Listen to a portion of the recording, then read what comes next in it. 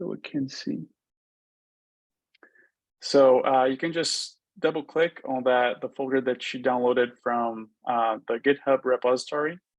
And in there, you're gonna see this 2022 R workshop regression.rproj file. I wanna ask you to double click on that.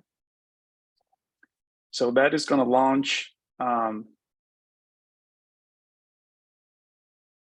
that's gonna launch your RStudio environment. And so right now I'm seeing something, maybe when you double clicked on it, maybe you saw something like this, or maybe something else different. But the main goal here that I want to ask you is that you make sure that you have that the R blue icon right there with the name of this project. This is part of the RStudio project. That's one of the things that we're not going to be talking a lot about, but I just want to make sure that you're properly set up for things to go well. So that's something we want to make sure that's there. And you should be seeing on the right top side of your RStudio panel, you should be seeing these windows. Maybe you're seeing plots or packages, but I want to invite you to come to the Files tab right there. So if you click on that, it should take you to the main folder of this project that we already have set up. That was through GitHub.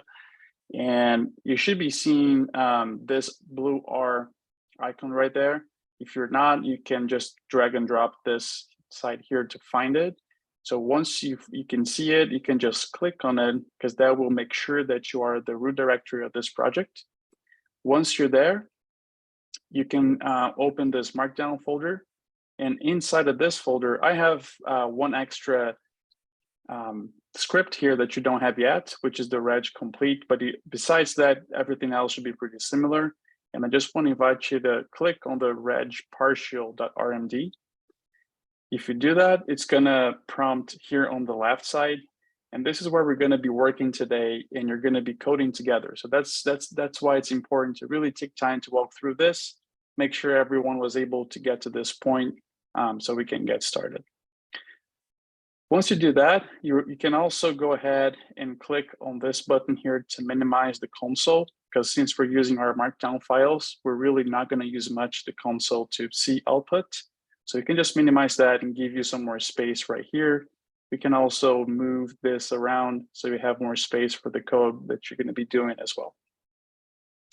Okay, so now, now that we're all set up and all the files open, I just want to walk through some housekeeping details here before we actually get started with the statistics side. So I just want to ask everyone to keep cameras off. We have 74 people and maybe more coming. And so just so our connections can handle it, that's just a request. Also, I just want to quickly bring a window here to show you. I want to show you the statistics, the summary statistics for our survey. So we had 103 people signed up. So 60 people were PhD students. We also had a lot of master's students, and then a mix between visitor scholars, postdoc, and staff and faculty. And this is really awesome. This really shows that, you know, R and really any other programming language applied to agriculture is something that you can learn anytime in your career. The earlier you learn, probably the better it's going to serve yourself, because you're going to be able to automate some more steps and understand better what's going on. But there's really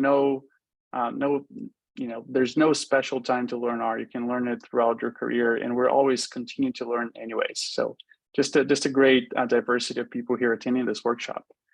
Also, for the first time, we made this available to 2 universities, and we had a 50-50 split between K-State and UGA. So that's pretty cool. I was excited to see that. We also see that most people know how to run ANOVA. So 113 people, about half of the people know how to run regression, and then some people familiar with checking model assumptions. And then the fewest was people using models to estimate an optimum point in a regression. So that's something that some of the things we're going to be covering today. So I'm excited that you guys are going to be able to be learning that. And also in relation to our programming knowledge, so most people familiar with R and RStudio, and then fewer people familiar with RStudio projects. our markdown files, then doing data wrangling and plotting with the tidyverse. So unfortunately, we're not going to be able to really go into the details of each one of those things, as we are assuming that you already have some background in that. However, if you feel like you're lost, if you think that this is a bit advanced for your knowledge, we do have multiple workshops that you can look for as well. And we're going to be sharing some more of the links for that. So just wanted to say that if this feels too advanced, if you feel lost or something like that, don't give up on us. You can stay for the stats, concepts, and just the conversations, and then later you can catch up on the coding by following the past workshops that we've covered. So if you have any questions, if it's something general, perhaps more philosophical regarding what we're doing, please feel free to post in the chat. Unfortunately, we're not going to be able to go through technical issues, but again, this is something we can help you later if you run into something very specific. And also the video is going to be available, so you can always use that as well. And so if you're not familiar with R Markdown, this is one file type that allows us to do literate programming, which basically means that we're going to be mixing our own narratives with code and outputs all in the same file. And I'm saying that just to tell you that feel free to take notes right here, right? So as long as you're not in a chunk, which we're going to see here in a second, you're free to take notes as we go. Also, if you're not seeing, we have a table of content here on this R Markdown file. If you cannot see it, it's probably because your outline is not appearing. So you can just look for this symbol right there and just click on it, and it should appear here. So it makes it easier to navigate. And also, I have a blog where I have all of my workshops, including the ones that I've given through AGSA. Here's the link. You have the link in your script. You can just go through that, and there's a teaching tab where all the videos and codes are available for you to follow as well. Okay, so let's get started with today's specific topic. So this workshop that we're going through today is going to be a 2-hour workshop basically on regression. Initially, this was a comparison between ANOVA and regression using the same data set. We already did the ANOVA workshop in 2020, and that workshop is recorded with code available as well. So if you want to go through that, you can just, again, refer to the material that we've presented already. So today, let's talk about regression.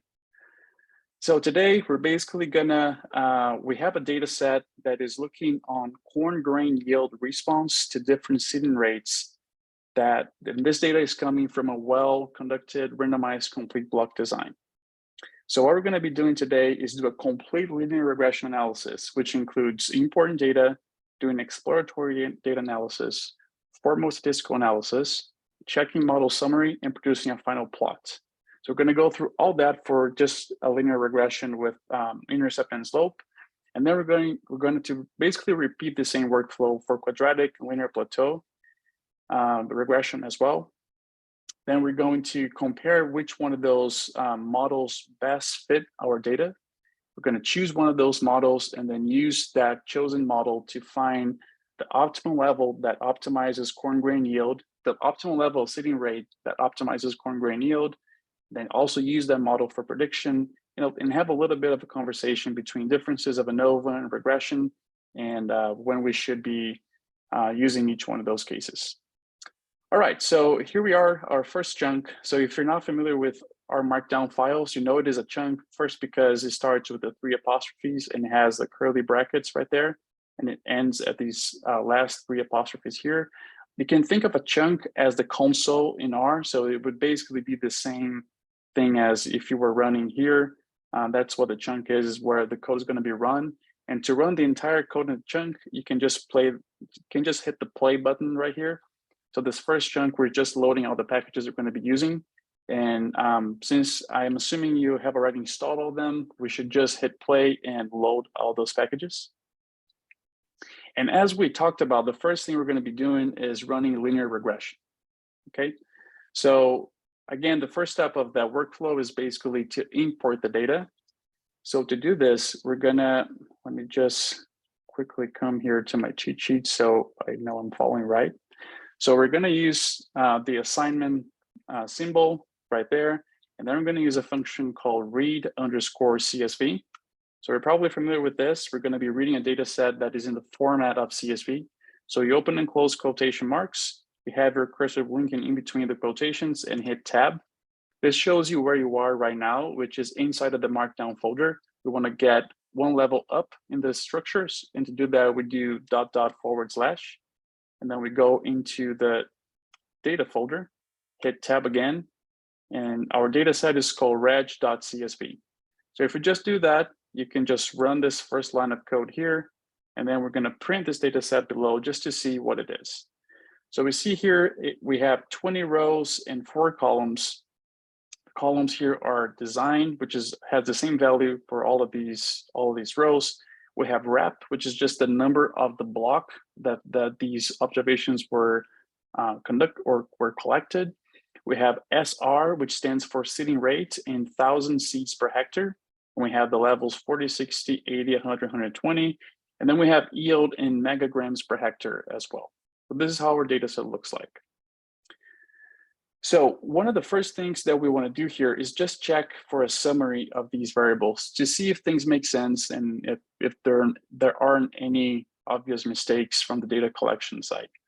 So we see here the rep R is seeing that as a numerical variable, and we know that because it's given us a minimum, and median, mean, maximum, all the statistical summaries of a numeric variable, and we see that it goes from 1 to 4. And we're going to talk about this in a second here. We don't want this to be seen as numerical. And then we have sitting rate, again, going from 40 to 120,000 seats per hectare, and then yield varying from 7.8 to 15.6 micrograms per hectare. This is a really important step in any data analysis, is just to check a summary of your data, because we really want to see if we catch any obvious mistakes at this point. So let's say if you have a yield value that were negative, meaning it was an obvious mistake, you would show up here on the minimum, and we'll be able to catch that and see what's going on before actually fitting a model with a possible problematic data point. In our case, everything looks great, so we're just going to leave it there and move to the next chunk. The next chunk here, we're going to use this function glimpse, which is kind of similar to summary in some sense, where it tells us the number of rows, number of columns, and then for each one of the columns here, it gives us the column name and what is the type of that variable. We see design is seen as a character, rep, sitting rate, and yield are seen as DBL, which stands for double, and that means numeric. And again, it's just a quick glance at our data. This is something I do every time in any data analysis. So we're going to do here a very light data wrangling, and I just want to tell you why. So one of the things is probably very similar to most of you. If you're running a randomized complete block design and you number your blocks with 1, 2, 3, 4, or any number and not letters, which most people do as numbers, when you bring that into R will try to interpret that as a numerical double, meaning that 1 is less than 2, that's less than 3, and less than 4. We know that's not the case for our blocks. Our block 1 is not any less than our block 2. They could just as well be named A, B, C, D, and they would have the same meaning. So that is important when we run the analysis, just because how the model looks at it and how it tries to estimate different things, depending if something is seen as double or categorical. So to make sure that we're doing things right, the first thing, or the second thing actually we're going to be doing here in data wrangling, is just transforming our rep, our block, to a category. So if you just want to come here to the next chunk, we're going to use the assignment symbol. We're going to start with our original data set, which we read as regdf right here. Just want to remind you. So regdf is our original data set coming in. So we start with that. We use the pipe. I'm not going to be talking too much about the pipe other than just passes whatever is on its left as the input of what's on its right.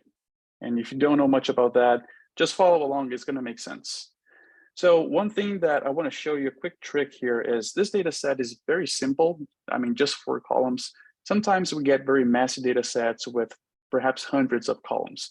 And there's a function that I learned to use that is called clean_names. that basically just standardizes all the naming of the columns. And I think that is very handy. So I just want to show you that and print the result here so you can see what it did. So right now, what clean names did is just transform all of our column names to lowercase. Again, this is a very simple case, but when you have very complex data and naming of the columns is very complex, this is a huge helper just to standardize things.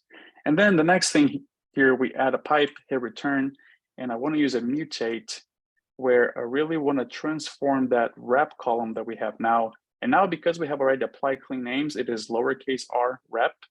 So I want to say rep equals, and to transform this into a categorical variable, we use the function factor, and then it just say factor rep.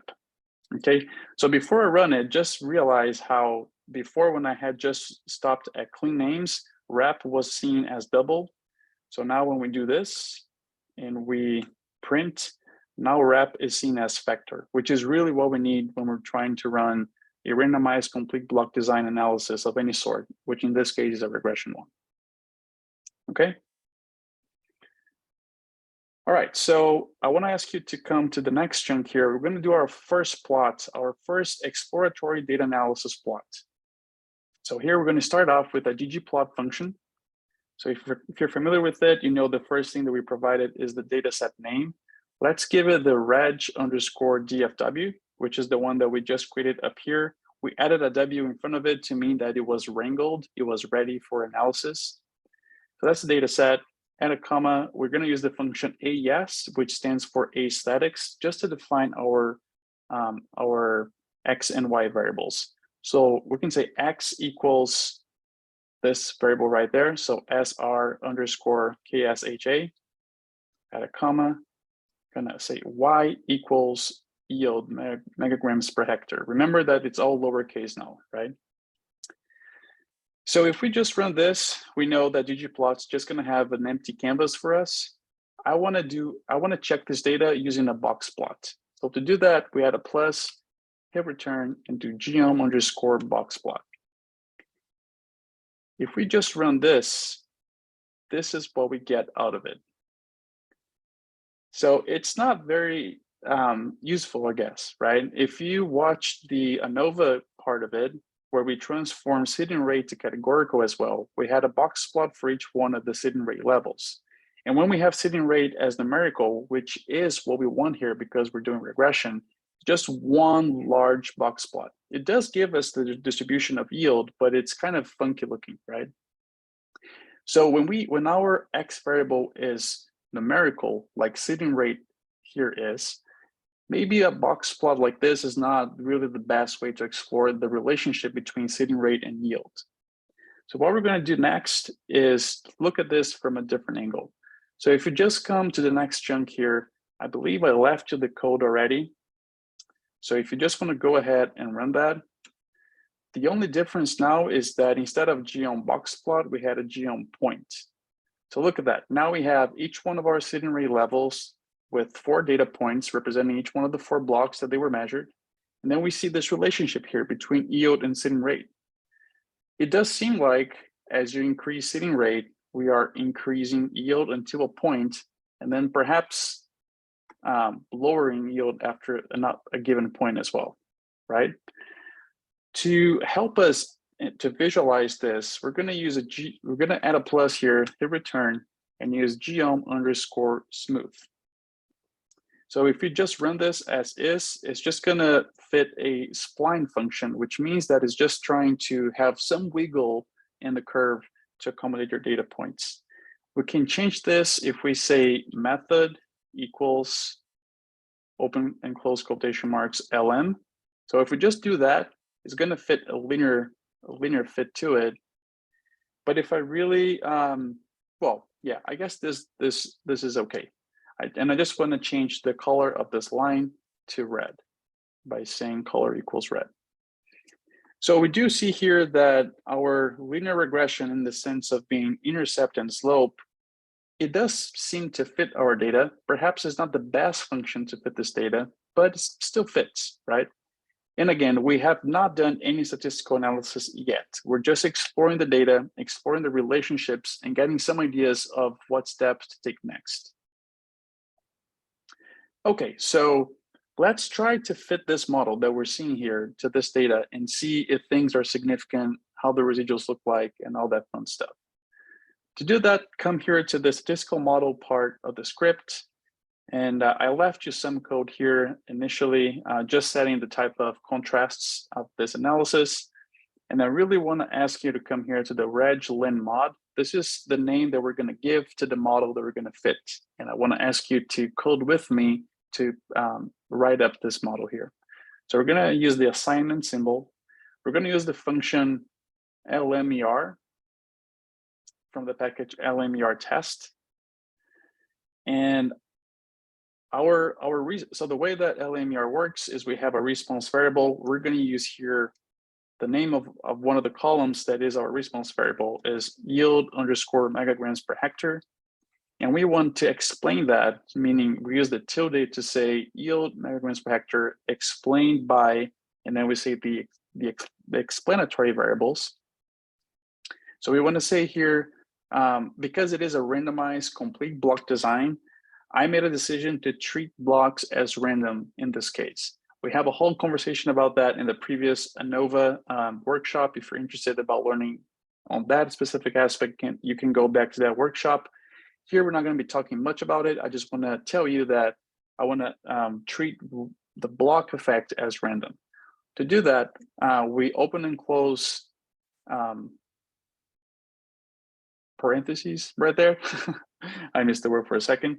And to do that, to say that we want rep to be treated as random, we say 1 vertical bar rep. So this is the notation that LMER function understands that we're treating rep as random effect. And now we have to give it the fixed effect, which we just add a plus, and that is our sitting rate, right? So the sitting rate variable is the SR underscore KSHA. I want to add a comma here, hit return, just so we break the code down and can see better. We have to tell the function, where are these columns coming from? So we have to tell it data equals reg underscore DFW. That's our data set where these columns are. So if you just go ahead and run this, hit the play button, run the entire chunk, we see that so it basically fit this model, and then we're printing a summary of this model right below.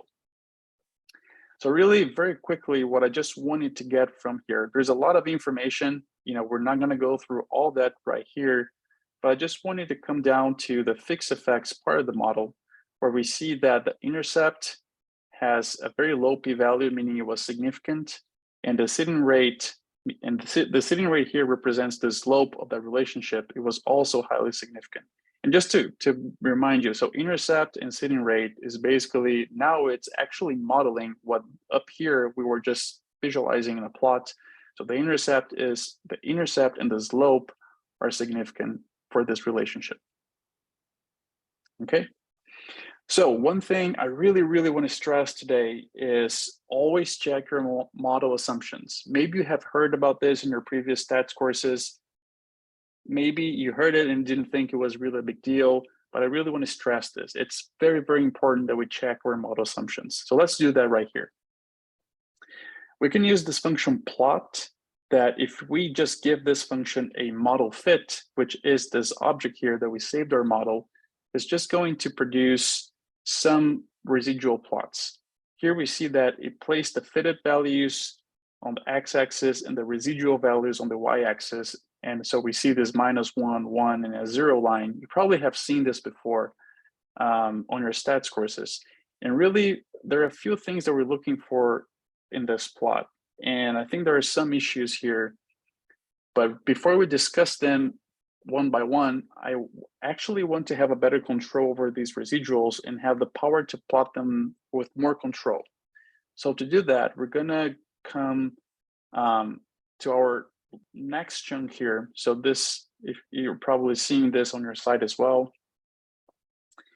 And so what we're doing here, I left the code for you because I didn't want you to just be typing too much, but just so we understand, we're taking the model fit and we're giving that to a function called augment. So what this function does is it basically keeps your original data set and just adds extra columns that are related to model diagnostics variables. So we see here resid, hat, offset, Cook's distance, and a whole bunch of variables that we're going to use to check our residuals. And then after that, I just create an extra column here to get the standardized residual, which is really the one that we're after, because that places on a scale that is more interpretable regardless of the data set. So if you can just go ahead and run this entire chunk right here. And at the end, I'm just printing this, the object here, so we can see again what it is, which is basically our original data set with a whole bunch of extra columns now with residual information, okay? So the first thing, if you come to the next chunk here, I did leave this for you, and I just want to ask you to go ahead and run this code, just so you can see what's happening. So we're basically taking this object that we created up there, putting the fitted column on the x-axis, the standardized residual that we calculated on the y-axis, adding a horizontal line on 0 so we can see where 0 is, and then just adding the points for the residuals.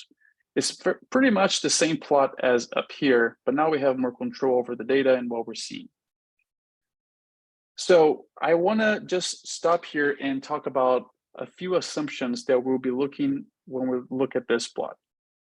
So we're basically, this is what you would see in a stats course, that we want to see that within group errors are identically independently distributed with a normal distribution with mean 0 and variance and just variance of these of the errors.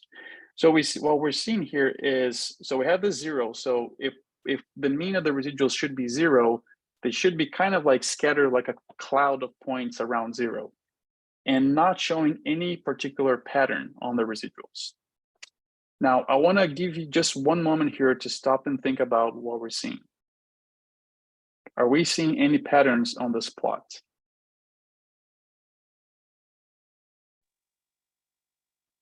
Oops, let me bring this over here.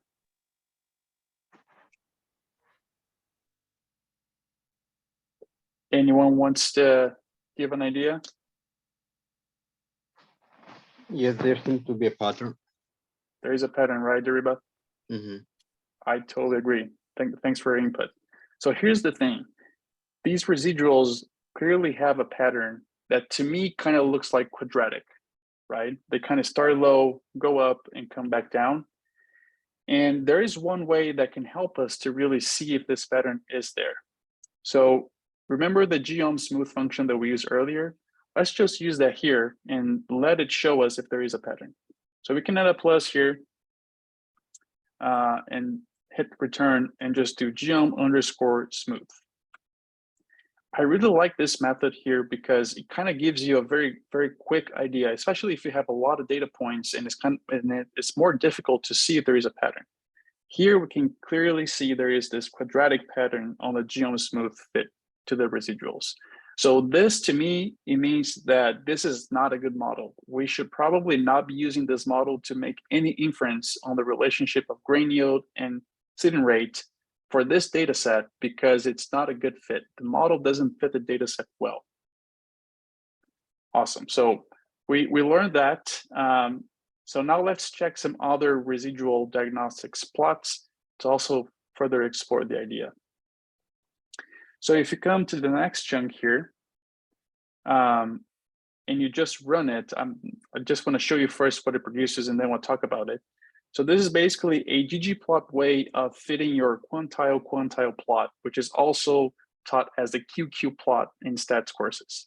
So here we're just looking at if our residuals, and let me stress the word, if our residuals were normally distributed, they should fall very close to this black line. And we see that, you know, maybe in the middle here, they kind of are close to that line, but then on the lower and upper tails, they're really not. This is another indication that maybe this model is not the best for this data before we actually use it for inference. And then just another component here that I want to tell you is, so right up until this point, we're looking at the residuals at the error level. If you recall, and I'm not going to get into much detail, but just to refresh your memory, if you have learned about this topic, we're feeding a mixed effect model, and it is mixed because we're mixing random and fixed effects. Our random effect, again, was block, and our fixed effect was sitting rate. Because it is a mixed effect with the extra random component of block in the model, we do also need to look for the QQ plot for those random effects as well. So if you come here to the next chunk, to calculate, let's first extract these residuals specifically for the random effects. To do that, we use a function called runF from the NLME package, where here the first thing that we give is the model that we want to extract those residuals from. In our case, the model object name is reg_lin_mod, meaning it was our linear model for regression that we saved up there. And I just want to show you, if I just run this, it's going to give me a weird structure. So I really just want to use a notation here that I just want to extract the first component of this weird object. So if we just run that and print it, it gives us more of like a data frame type of thing. And now I want to plot this. So this object that we just created, I want to plot it here and have this intercept as our sample and use again the same functions as above. So here, because we only have 4 blocks, we only have 4 data points, and they don't look terribly away from that line, but because we only have 4 blocks, it's more difficult to really assess if it is a good fit having only 4 data points to go off of. I would say if this was the only plot that I was looking at, I would say it's not bad. I would be fine with this. The true problem of this model is what we saw above, where we saw a big relationship on the residuals when we plotted and saw the quadratic pattern. Okay, so I just want to come to the next chunk where we have a summary of this model. I just want to print that. We saw this already above. I just want to print again to remind you that both intercept and sitting rate were statistically significant for this model here. So that means, this model is not the best one, but it does have the terms in this model are significant. Anyone has a question? Okay, I thought I heard something. I'm just going to keep going. If you do have a question, please, you can post that on the chat. All right, so now what we did, we imported data, we checked for data quality before fitting a model, we fit the model, we checked for residuals, we came to the conclusion that maybe this is not the best model for this data because residuals we saw a pattern in the residuals, and that is a red flag. But anyways, we continue because I want to show the entire workflow. So now let's just make a final plot. So what we're doing here on this final plot is just, so using the reg_lin_og data set, which is the one that has our yield column, sitting rate column, and all of the residual diagnostics columns as well. And I'm just showing them as a geom point and then adding a geom line, which is just connecting all of the predictions from this model, which are in the column .fixed. And that came from using the augment function. Okay, so this again is very similar to what geom_smooth was giving us. One thing that geom_smooth gives us that just doing this doesn't is an error bar around that regression. And another applied statistical concept I want to highly encourage you to always pay attention to is this: every time we can, it's better if we plot our uncertainty around our estimates. So this plot here, even though it looks okay, but we don't know the uncertainty around this line, and that's something that we're missing here. So I want to show you a way to do that. Let's come here on the next chunk. And what I want to do is basically bootstrap and create predictions around this regression line here. And if that concept's a little bit, confusing or too much at this point, just trust me, I want to show you how to implement this and we're going to get it going. So the first thing for that to work is we need to create a new data frame, in the sense that we want to give it the values for sitting rate and then ask our model to predict, based on the model that we fit, what would be the outcome. So for that, we need to create a new data frame. We're going to do that right here on this chunk, on this piece of the code right here. We're going to use the function data.frame to create a new data frame, where we're going to say SR_KSHA. So sitting rate in 1,000 seats per hectare is going to be equal to, so we could give it the value 0, 40, 60, 80, and all the values in our data set.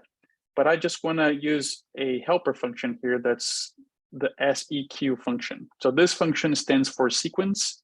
So we say first where to start. I want to start at 40. Second argument is where to stop. I want to stop at 120. And then we tell the increments. So I want at an increment of 1 unit. So it would be 40, 41, 42, all the way up to 120. So if we do this, and if you can run just this line of code here, go ahead. And I want to print what this is right now below here so you can see. So this is what we just created, a data frame with the same column name as in our original data frame, but now with sitting rate values that are in increments of 1 from 40 all the way up to 120. Okay, so we have like 81 rows in this data frame that we created, this fake data frame.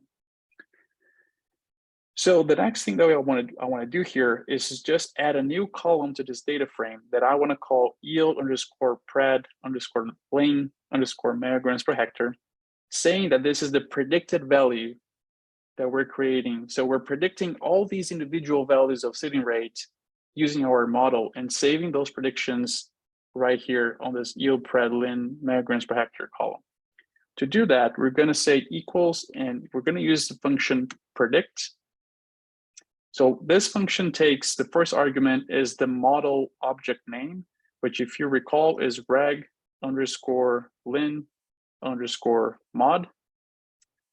I want to hit return just to make it easier to see. The second argument is the new data frame that we want to have predictions over. So that is ND, which we just created up there.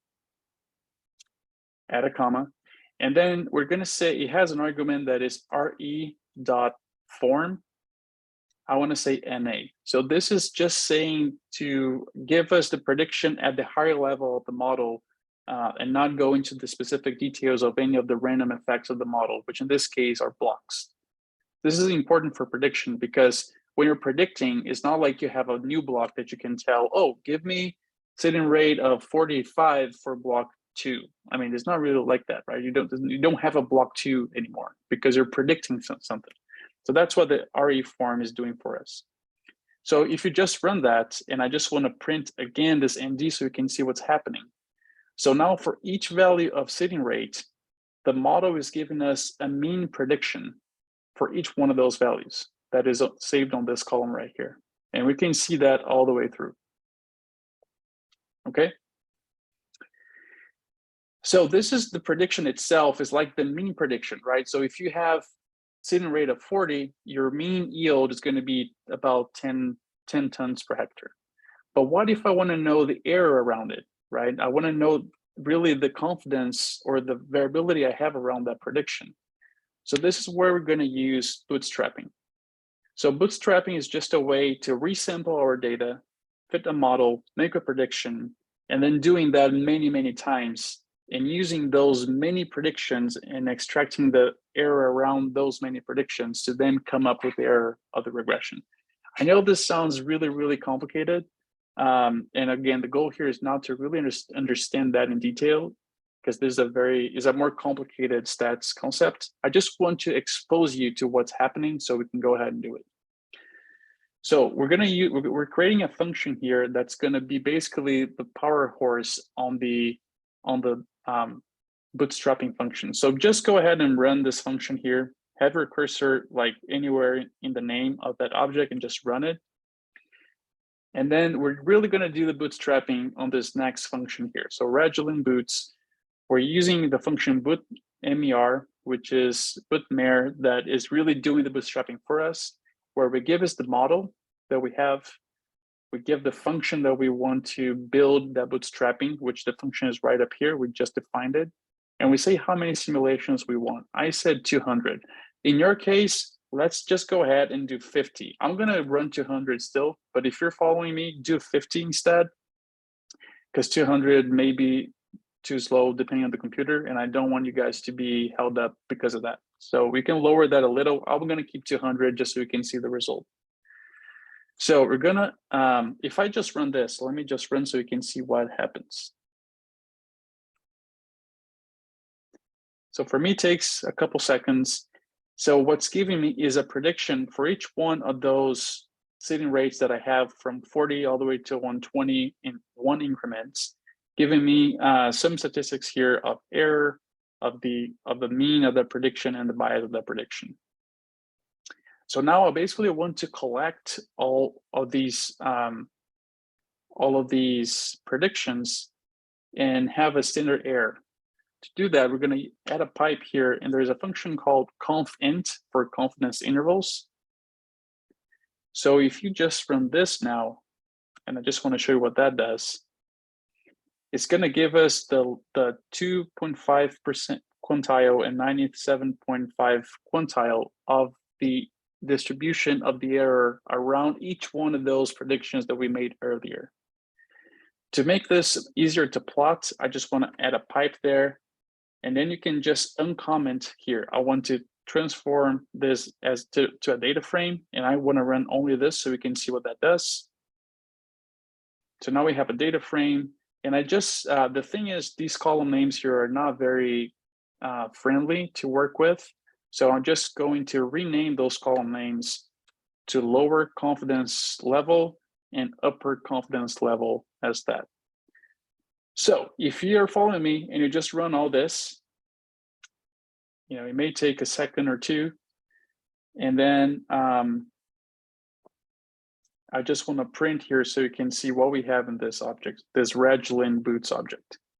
So we have, for all of our 81 observations coming from our fake data set that we made here, going from 40 to 120 sitting rate in one increment, we have the lower and upper limits of that regression line, but we're still missing the mean value, right? And if you recall the mean value, let's just add this. So our ND data frame, if I just print it, we have the mean value of the prediction right there, right? So now we basically need to merge this ND data set that has the sitting rate and the predicted value with the lower and upper quantiles. So let's just do that right here. We're gonna say ND and then use a pipe, hit return, and we're gonna use the function bind calls, because we're gonna bind the columns of the ND data frame with the regulating boots data frame that we just created with the confidence levels or the confidence limits. So if we do that and we print it, notice how we have still 81 rows of this data frame. We have sitting rate from 40 to 120 in one increments. We have the mean prediction of that model with the lower and upper limits confidence level of that interval as well. All right, so that was a lot of stuff going on, but let's just plot now and see what we have. I left you a little bit of code there, so you can just go ahead and run it and see what we have.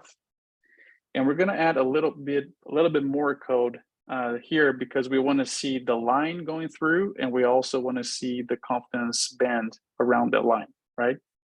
So we add a plus right there, we hit return. The next thing we're gonna do is use geom_line. So now we're gonna use a different data frame. If you recall, we just saved all that line and error information in the ND data frame. So I wanna say here, inside of geom_line, I say data equals ND, add a comma, and then we're gonna have here use the AES function for aesthetics. And I wanna say on the y-axis, I want you to plot, well, I'm gonna just print here the ND. You can do that as well. You can just like highlight it and run only that. So this is what we want to have on the Y on that geom line, the yield predicted linear tons megagrams per hectare. Okay, so if we just do that, I'm just going to run it. You can also just type out if you want, but that was just a shortcut to get to the name. And I want to get outside of the statics function and just say color equals green. Okay, so now we came back to the point where we have the mean prediction of the model. So we know where the model is going through, but the whole goal of going through all the bootstrapping thing was to get the confidence intervals around it. So let's add that to the plot. We add a plus, hit return, and we're going to use a geom underscore ribbon. So again, here we need to say that data equals ND. And we're going to say our aesthetics, we have to say what's on the x-axis. So I'm going to print here ND again, just so you see. ND also has a seeding rate, 1,000 seeds per hectare. So our x-axis is going to continue the same. But differently than before, geom ribbon has two different aesthetics values. One is for ymin, meaning that what's the minimum value on the y-axis. We want to say ymin equals LCL lin, which stands for lower confidence level from the linear model. But then we add a comma, I hit enter again, and geom ribbon also has a ymax, which is going to be, as you may have guessed, the upper level confidence up in our data set. So if we just run, oops, what happened? I have a mistake here. Let me see. Maybe I forgot something at some point. Let me do some quick. Is it like kilos per hectare, or is it? You mean what? The yield? Oh, you know what? I know what's wrong. So here's what's going on. We also have to tell here we have to say what is our Y as well. So let's say, so if we just print ND, our Y is that yield pred lin megagrams per hectare. So maybe that's what's missing. Let's try that. Okay, it did work. It doesn't look pretty, right? So how do we fix this? So I guess right now what we're seeing is that band, is the confidence level there. But now we're going to be talking about some concepts of data visualization. So outside of the AES function, which I was hitting return, so for me that parentheses ends right there. We're going to get outside of that, add a comma, and I want to say alpha equals 0.5. So alpha is really means transparency, ranges in R, it ranges from 0 to 1. So if we do that, we're just changing the transparency of that confidence band that we're showing. And here it is. So this is really, now we have our regression line, we have our error band around it with our data points. This is really a lot better plot. Okay, so we basically wrapped up our first part that was running just a linear model. So we imported data, checked data, wrangled data, modeled, checked residuals, extracted, use bootstrapping to extract or to create confidence levels around that residual, around that regression line, and made a final plot, right? So this is a lot of stuff. This is something that perhaps, it would take you weeks in a stats course that we're really compressing here. So if you feel overwhelmed, we totally get you. But we really want this to be a very immersive experience where we have a lot of stuff to think about later. All right, so at the end of this exercise specifically, something I want to really, really stress. If you recall, our p-values for this model, both intercept and slope, were highly significant. However, when we check residuals, we saw that there is a clear pattern in the residuals, and that is a red flag. It shows us that this model should not be used for inference on this data set because the residuals, the assumptions that we checked through the residuals, some of them were being violated. And that's a big red flag in stats. And something to certainly keep in mind. Okay, so if the next thing I want to show you here is, so we ran an intercept and slope model. We saw it wasn't the best for this data. Maybe let's try the next level, slightly more complex model of fitting a quadratic curve to this data and see how that goes. I left you here. Yes. There's just one quick question in the chat just before we continue. They're asking, what transformations did you do on the variables? I did not transform the variables at all. Maybe, Francisco, would you like to clarify your question? Maybe there's something that I wasn't clear.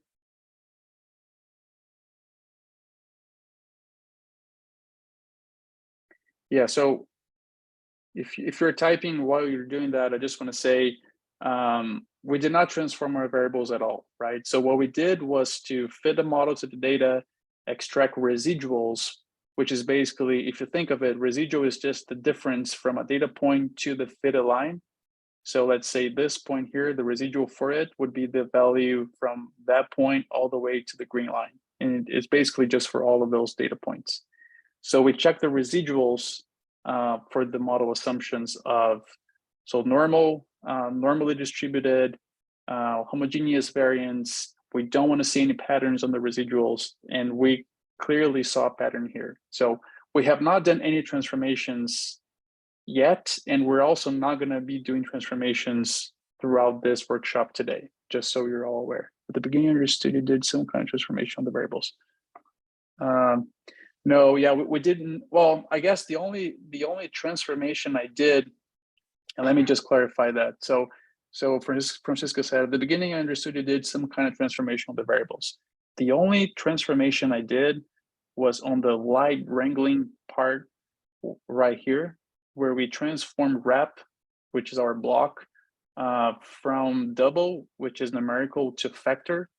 And that is important when we run the model, right? But that was the only transformation I did, was just transforming rep from numerical to categorical. But other than that, sit-in rate wasn't transformed, yield wasn't transformed, all as is.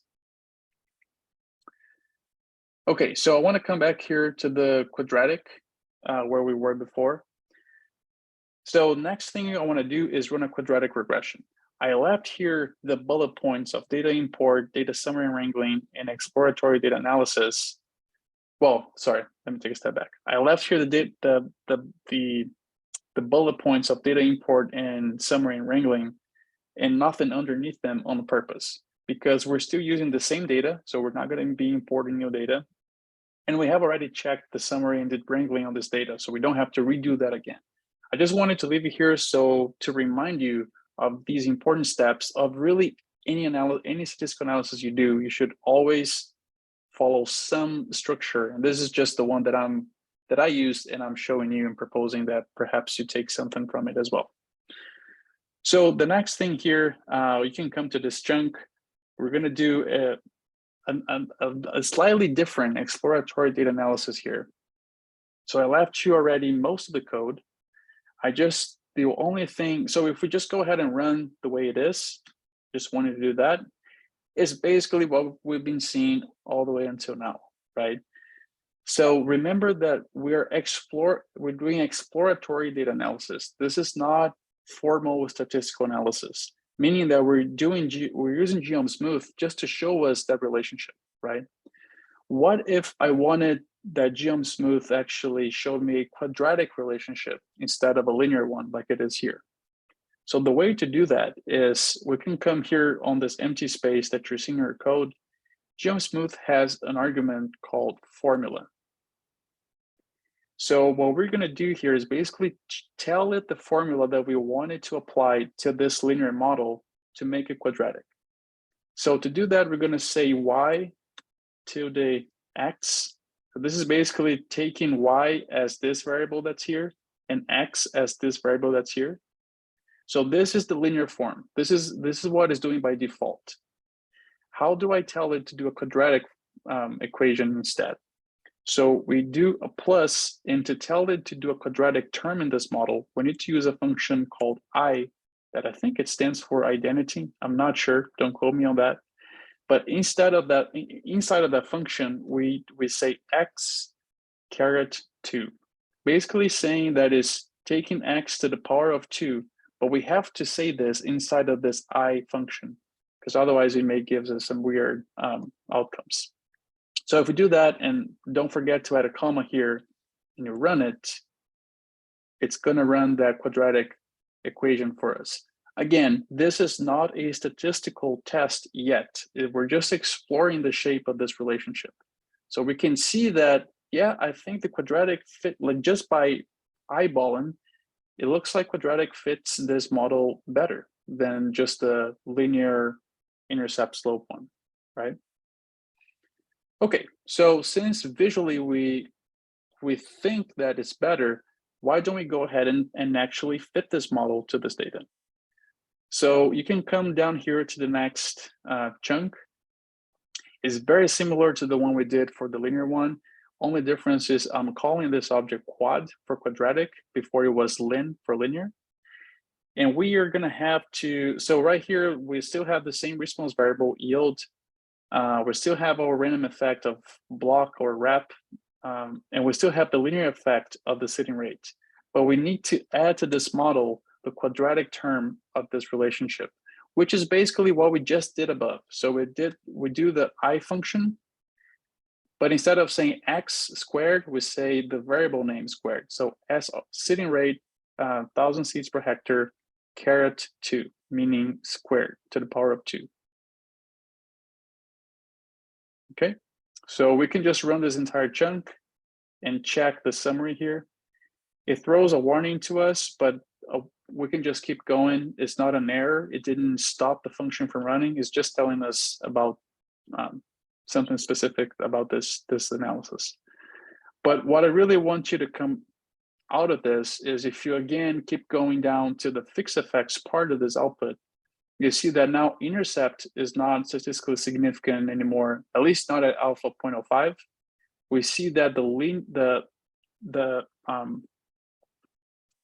you can kind of think of as the slope of this quadratic is not really the slope, but you can kind of think of that of this quadratic term was highly significant, and the curvature of this quadratic relationship was also significantly, it was highly significant as well. All right, so same thing as before. Let's just check the model assumptions. I left the code for this already. We can just go ahead and run it. Just by looking at this, okay, I want you to look at this plot and just, you don't have to answer, but just inside of your head, think about it. Is that pattern that we saw earlier on the residuals is it still here? Or were we able to address that pattern with a different model, in this case, with a quadratic model? I think that we addressed that. I don't see that quadratic pattern on the residuals anymore. We kind of see this cloud of points without any clear pattern, which is what we want to see. That is one of the assumptions as far as homogeneous variance around our zero line, and not having any clear patterns. Okay, just the same way as we did with the linear, let's just go ahead and extract that residual information and plot it with ggplot instead. So I left you all the code there, just like before. You can just go ahead and run it. So same as before, we're just using the augment function to include in our original data set the model fit matrix, and just creating that standardized residual column as well that we have here, so we can plot all this. I'm going to come to the next chunk. And I think I left you all the code already because we already went through this, but I just want to plot it. Well, you know what? Let me just stop you have the code already, don't have to worry about it. I just want to plot it here and stop before showing the geom smooth on the residuals, because just want to show you this is basically the same plot as we're seeing up here. It's just that now with ggplot we have more control over things, right? And again, I'm adding the geom smooth here to gives us a visual indication of whether there is a pattern or not in our residuals, okay? So this is a very, very important point of this workshop. And even though we're going to be talking about more complicated things in a second, this is a key point. Notice that now the blue line here is the geom smooth line that is going through all the residuals, just like a regression, right? But I don't want to confuse you. I just wanted to think that we do want this blue line to be right on top of the zero line. And for the confidence levels of that blue line, which are being calculated automatically by geom smooth, are all encompassing the zero line, which is the red one here. This is what we want to see. This shows us that there is no clear pattern in the residuals, right? And I want to ask you to stay here. So don't move up with me. Stay where you are right now. And I want to move up to the same plot that we did for the linear regression, which is this. So now you can look at my screen and at your screen and compare both of these plots. And this is huge. This is very, very important. Here's the main takeaway from here. When we fit a linear model to this data, we clearly see a pattern using geom smooth on the residuals. When we run a model that at least visually better describes the relationship of seeding rate and yield, we do not see that anymore, which is this one, right? So something I want us to take a moment to think about.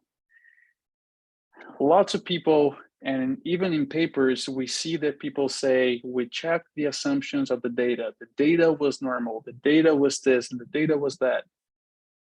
And really, if you go into the statistical literature, we are not really checking for data assumptions, but we are checking for model residual assumptions.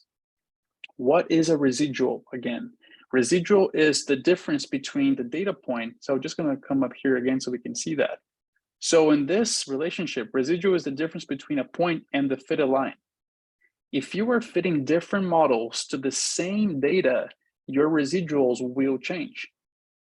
So if for this data set, if I do some type of test to see if yield is normally distributed, and the test says it isn't, or it is, or it isn't, that test is not really helpful because the assumption of the model is not based on raw data.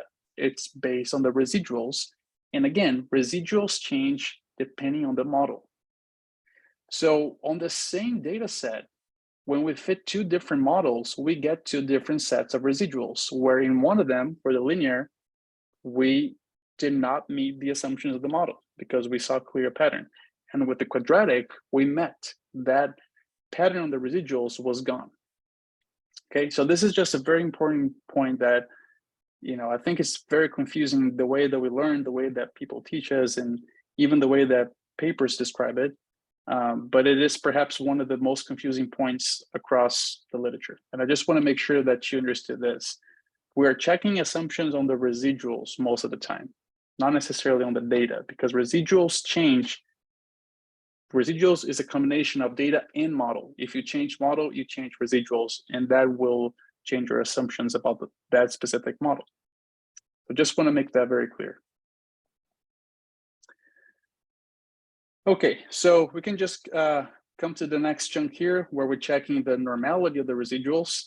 So now we see as well that it changed, right? Now most of the points are really close to the quantile line, which is what we wanted. If we go back up, and I'm not going to do it anymore, but if we went back up to the linear model part, we would see that the tails were not very close to the quantile line. So now this model seems like a really good model for this data. And then we do the same here on the random effects model assumption checking.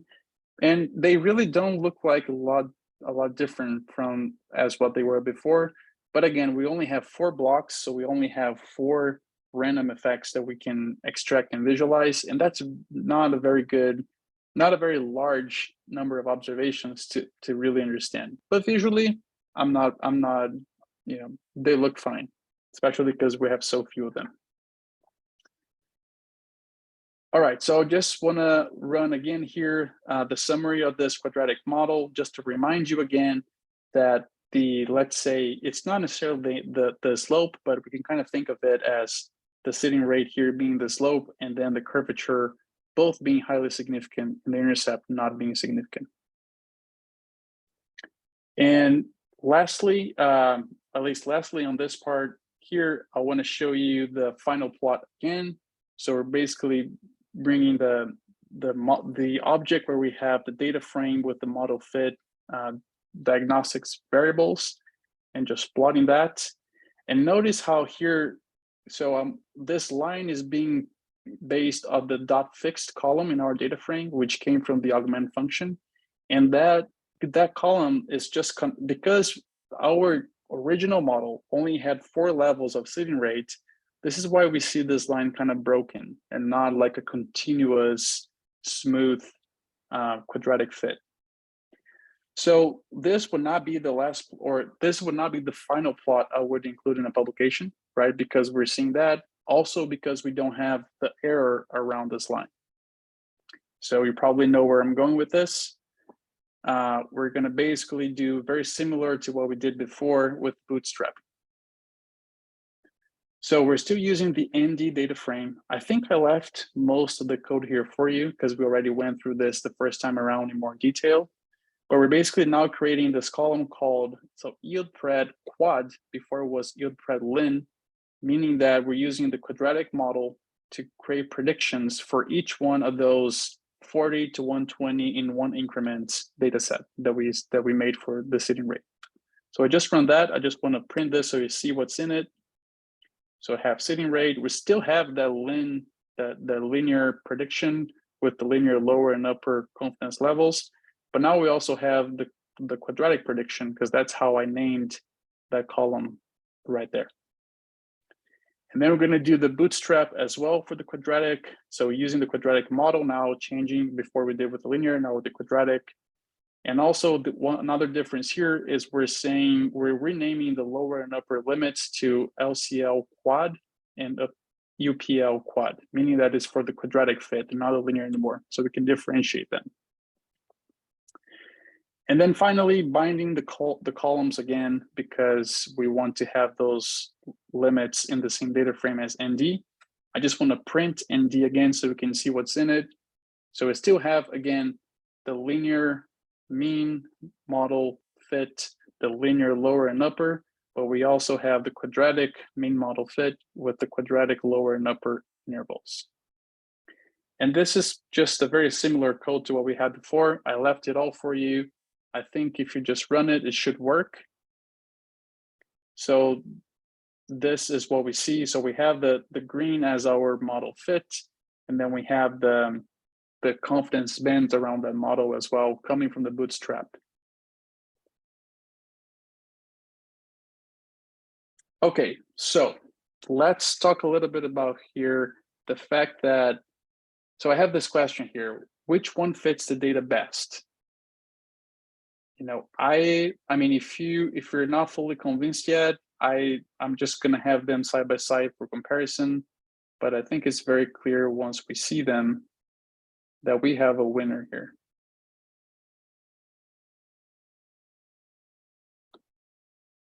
Right, so the linear fit and the quadratic fit. I mean, the quadratic really describes a lot better this relationship, especially because we see that we go up, it goes up, and then kind of reaches a maximum and then starts to decrease a little bit, which is something that the quadratic can explain, and the linear with the linear intercept and the slope only cannot. So, I mean, it does look like quadratic is the best in this case. Let me just catch up where it was. Okay, so let's talk a little bit about finding the optimum input level. So if you think of it, so in my own research, what I did many times working in soil fertility and precision ag was to try to estimate the optimum nitrogen rate that maximizes yield, right? In this case that we're working with, this variable that we're trying to find the optimum of is seeding rate. But really, this is something that we do a lot in the agricultural applied sciences, right? In this case, the seeding rate, as I was telling you, for me, this was more commonly fertilizer rates, but can really be anything that as you increase the value of that input, you expect to see a response on yield.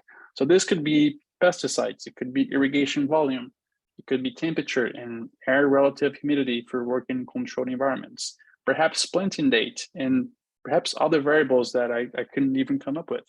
So, you know, if you work with any type of input that you may expect that relationship, this topic of finding the optimum level is really something I believe you can relate to.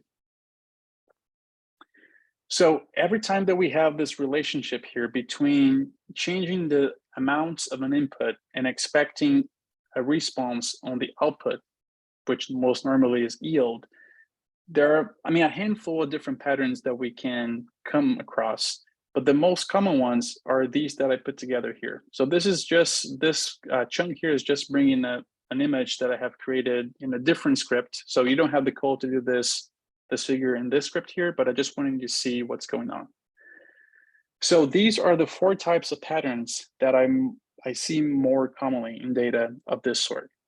If you think of it, let's just go through each one of them and see what would be, and so as we walk through each one of them, try to think in your head, what would be the optimum rate in each one of these cases, okay? So let's start with the intercept only. So with the intercept only model, it means that as you increase your input, in this case, seeding rate, your yield is not changing, right? This can happen a lot with fertilizer, especially because sometimes with, let's say if you already have enough nutrients that you're measuring, already have that needed amount in the soil, even if you increase that nutrient, you're not going to get a response because it's already at high levels, right? So this is a common relationship type when your input is not limiting yield. In this case here, let me just ask this and see if you guys are still following. What do you think would be the optimum level in this case if you see this type of relationship? What would you recommend a farmer that has this relationship in their field as far as seeding rate? What should seeding rate they use if this was what they were seeing consistently in their fields? 40. 40? I agree. Yep. Thanks, Luana. Thanks, Bikash. I totally agree, right? Because it's saying that if you keep increasing, you're increasing seeding rate, which is increasing cost, but you're not seeing a response on yield, right? So your profitability is actually going down because you keep spending money on seeds and you're not seeing a response. So that's perfectly right. So the other case here is linear, right? Where you increase your input levels here and you continuously see an increase on yield. In this case, what would be your optimum rate?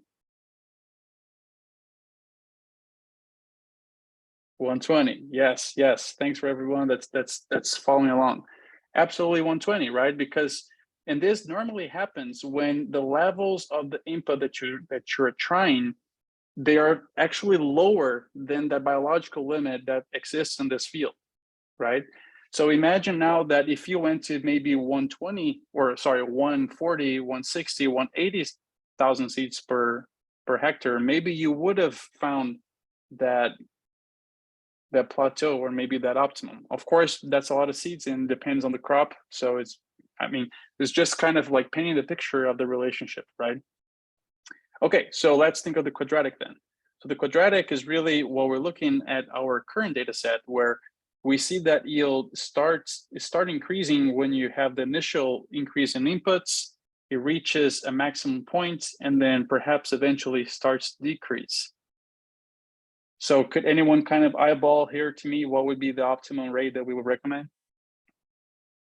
Yes, thanks, Blake. That's definitely what I think. Right around perhaps between 80 and 90 would be that optimum rate, right? And then after that point, you start losing yield, perhaps because now you have too much, in this case, if you're with seeding rate, perhaps you have too much competition going on. And then if you go past 90,000 here, plants are competing more, producing less per area.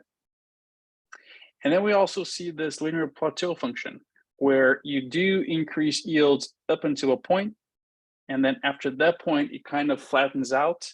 It doesn't necessarily decrease, at least not within the range of the data, but it flattens out. And I guess here is pretty obvious where the optimum rate is basically where that breakpoint happens, right? So here is right at around 80, right? So these are some of the, and there are more, relationships. I think maybe these are the most common ones that we come across, and that's why I'm bringing them up here so we can explore them. So in our case, we did not run the intercept in our case because it was clear that there was a positive relationship, right? So I guess there was really no point of running the intercept only model. We did run the linear, and that wasn't a good fit for our data set. We ran the quadratic, that seemed to be a pretty good fit for our data set. But what if now we try to run the linear plateau one, and let's see how that compares, and if perhaps that's better or worse than the quadratic at least. Yeah, I think this text is all just a little bit of the conversation we just had. So let's just go right to our linear plateau regression. So of all the models that we ran up until now, the linear plateau model that we are about to run is the only non-linear function. And we mean that because it's non-linear on its model arguments, because now we have an argument that is dependent on the levels of the x-axis, that basically where the breakpoint happens. And the way that we fit linear models is also a little bit different. It's not as straightforward and intuitive as we run the linear ones. So here, the first thing that I left for you is a function where we're going to give x. So in our case, x is going to be, let's see, x is going to be our seeding rate. And then we're going to have a, b, and tx. So a, b, and tx are model parameters that are going to be optimized during the model fitting process. So basically, a is, you can think of it. Let me just bring up here. So just remember the letters a, b, and tx. So in this linear plateau context here, a is our intercept, b is the slope, and tx is the breakpoint on the x-axis. So here, a would be, I mean, in this specific case here would be, let's say, a would be 40, b, I don't know, would be the slope here, and then tx would be probably around 80 for this example here that we're looking at. So just so we know what's going on. So we give x, which is seeding rate, and then we let the model find for us a, b, and tx. And the way it does it is basically an if-else function. So it's saying if x is larger than the breakpoint, so if seeding rate is larger than the breakpoint, then the relationship is explained by a plus b times breakpoint. And if that is not true, so if x is less than tx, the relationship is a plus b times x. Basically saying that if x, once the model finds the breakpoint, when x is greater than that, it's just going to be a fixed value, as we see here. It's just some mathematics, there's nothing really special about it, but it's just, I just wanted to tell you a little bit more about it. So you can go ahead and run this function. The function itself alone is not doing anything. We're going to use this as a helper function to fit the model that we're going to do below. Okay, so one important thing with nonlinear models is that we have to give the model fitting function initial values for those arguments of a, b, and tx. So let's just, I just left you the code here, and you can just go ahead and run it. Let's just try to eyeball here the arguments. Or if you think of it, a is going to be the y-intercept. You know what? Let me do something slightly different. Tx is the breakpoint. Let me show you again. So Tx is the breakpoint of the linear plateau on the x-axis. So in this case, tx would be around 80 because that's where it's breaking.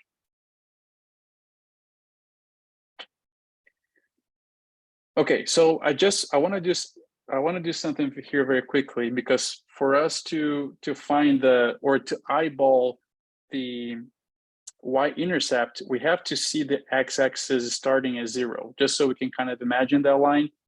And that's not something that ggplot gives us by default. So let's just change that very quickly here. I want to add a plus, hit return.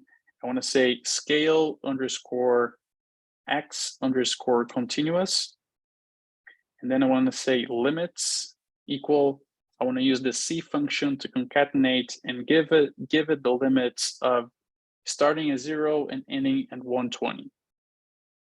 This is just to make it easier for us to visualize that. Well, we kind of also have to do the same on the x-axis if we want to see this properly. So let's just add the plus there and do again scale underscore y underscore continuous, and say limits equals C function 0 underscore, or sorry, 0 comma 16. I mean, if you didn't do this, that's fine. I just wanted to see what I'm doing here. So if we were to imagine a intercept here on the 0, where the the imaginary line that we're thinking of would cross the 0 on the x-axis, would cross y on 0, x equals 0. I think, I don't know, I would probably use a starting value of around 2 or 3, perhaps. And then a slope is going to be a little bit trickier, at least visually, to like come up in your head, unless you're really good at math, at mental math, which I'm not. So I'll show you another trick to find that. And then as far as the breakpoint, I would say, and again, this is our data set, right? It's not the examples I was showing you just above. For here, I would say probably, I don't know, perhaps somewhere around 100, I guess would be a good starting point, right? So that's how you could eyeball the starting values that you give the model. Another way is just to look at the coefficients of the quadratic fit, because at least the intercept and the slope are going to be somewhat similar in this case, right? So we could use here maybe an intercept near 0 and then a slope near 0.3. That could be something that we could do as well. So let's do that. I left you here most of the code, and I just want to quickly walk you through what's going on here. So we're using now the NLME function for nonlinear models, mixed effect models. So we're going to have our yield. And remember that before we just said like rep was random, and then sitting rate and perhaps the sitting rate squared were fixed, right? In this case, in the case of nonlinear models, we do not specify simply the variable names. We have to give a function, a nonlinear function right here. So that's when we're going to use the function that we wrote up here. Remember that the name is f.lrp. So we're going to come down here, we're going to say f.lrp. And this function, if you ran properly, it is in your environment and it is available to you. Remember that the arguments were x, a, b, tx. X is still our x variable, which is sitting rate underscore KSHA. So sitting rate in 1,000 seeds per hectare. And then a, b, and tx, we do not have it, right? At least not yet. So we just say a, b, tx, just like the function was expected, okay? So we have to provide the data set where at least yield and sitting rate are as columns. And then he has this argument called start. So this is where we give the starting values. Because we're going to be giving 3 starting values, 1 for A, 1 for B, and 1 for TX, we use the C function. So we say A equals, I want to say A equals 0, because that's the value that we've, at least approximately to that, we found on the quadratic fit. I want to say B equals to 0.3, because again, that's kind of the value that we found on the quadratic one. And we don't have to be exact here. It's just to give the algorithm, a starting point to look for where to optimize this. And then Tx is the breakpoint on the x-axis, right? So if I come here, I want to say 100. I think that's a pretty safe value to give it. So Tx equals 100. And then I left everything for you.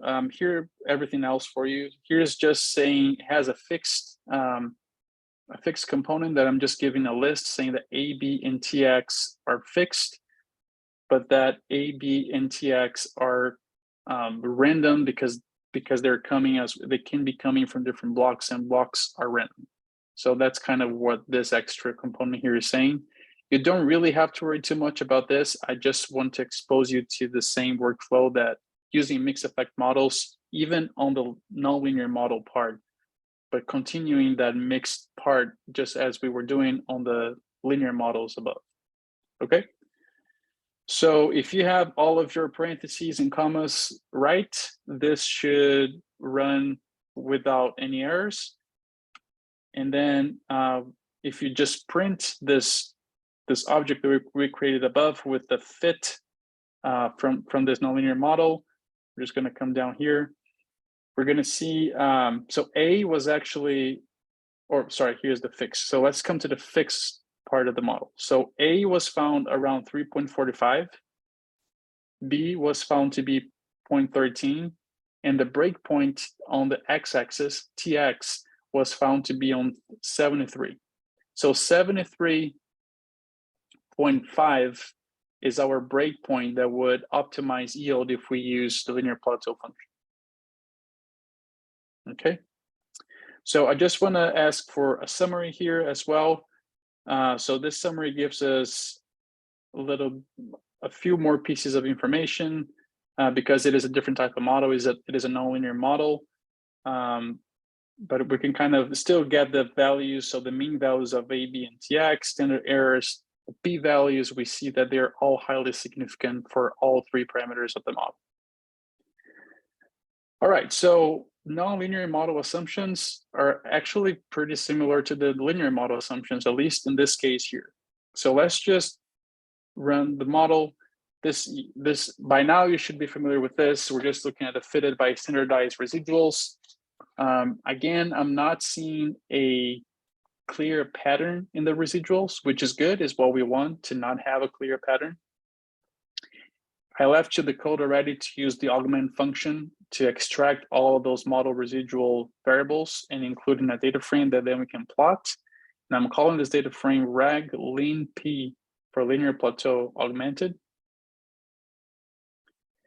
And I believe I left you all the code for all this because we have already worked through this code on the first example of today's workshop. So if you just want to go ahead and run, you can see again, so on the fitted by standardized residual plots, we do not want to see a pattern. We use the geom smooth method here to look for that. We did not see a pattern here. Just very similar actually to what we saw on the quadratic fit, right? So no patterns on the residuals. I left you all the code for everything else in this section here. So the quantile plot, we also see that most of the data points are close to that quantile line, which is what we want to see, meaning the residuals are normally distributed. And also on the random effect, checking the random effects residuals, it is a little bit weird the way it is appearing right here, and you will understand in a moment. So the code that I created to extract the random effects residual or checking the random effects on this model still was the runf, but let me just print this so you can see what's going on. The data frame that comes from it is different from the data frame that we saw with the linear models. And the main difference really is because now we have this term column here that is AAA, BBB, TX, TX, TX, basically just showing us that it calculated a random residual for each one of the model terms. This did not happen when we did the linear models. So this is something new. And that's why the plot here looks very weird, because it actually has the residuals for A, B, and TX all together. So how can we separate them? Like have one plot for each one of A, B, and TX. Well, if you've been using ggplot for some time, you may be thinking, let's facet it. And that's exactly what we're going to do. So we're going to use a function called facet_wrap. And we're going to say dot tilde term. Because remember, term is the name of the column I'm going to print again, where the A, B, and TX values are. And I just want to add a comma and say scales equals free, so the X and Y axis can change individually for each one of the terms. So now if we plot this, it's going to make more sense. It's not going to be the flat line that we saw before, because now we have this plot for A separate from B, separate from TX. And again, I mean, we do have, 4 blocks, so 4 points for each one of them. It's not a huge N to really, be able to tell much, but it doesn't look terrible. It's all right. I would say, we don't have to worry much about it, but I just wanted to show you this difference here on using the facet wrap to create different panels, one for each level of the column term. Okay, so for the final plot, I believe I left you most of the code right there, so you can just run it. Again, like we don't have the error bar or confidence levels around this model fit, and it's also a little bit broken line again, as far as like it's not as smooth like going up and then breaking. It's like break, which it's because it's just using the levels of our data, 40, 60, 80, and so on. So you may be thinking, I know where we're going with this. We're going to be using the predict function and create a column just like we did before. So I left you the code in there so you can just run it. And I just want to print before we plot so you can see. So the ND now has ND data frame, which is the same that we've been carrying over for different analysis. Now we have that linear plateau fit. And I'm not showing you here how to do the bootstrap for the nonlinear model, because it was a bit too much complicated, more so than the previous ones, and I just didn't want to include that level of complication here. So we're just going to go without the bootstrap intervals on our final plot, but I still want to show you that smooth function, right? So this is the fit of our linear plateau model.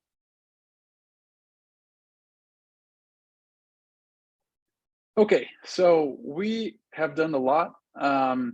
And if you think of it, especially in our case here, the quadratic and the linear plateau, at least. So, okay, let me just take a step back. The linear model, the quadratic model, and the linear plateau model all had highly significant p-values when we did the relationship between seeding rate and yield, right? However, when we checked for residuals, the linear model was not a good one because we had a clear pattern on the residuals. So I would not use that one. Here, we kind of have two competing models, right? So now let's say, all right, I do want to find the optimum rate of seeding. I want to find the optimum seeding rate that optimizes yield for this data set. Before we do that, we kind of have to select which model to use, right? So we have two good competing models here. One is the quadratic, one is the linear plateau. Now, how do we choose which one is the best model if we want to use only one model to do that? So we're going to come on this model, selecting the best model part of the workshop. So we're getting towards the end here. I think I left you, let's see. Oh, I didn't leave you all the code. Okay. So I left you almost all the code. You can just run this chunk here, which what I'm doing is, so using our original data set to plot seeding rate and yield as points using geom point, which is nothing new here, right?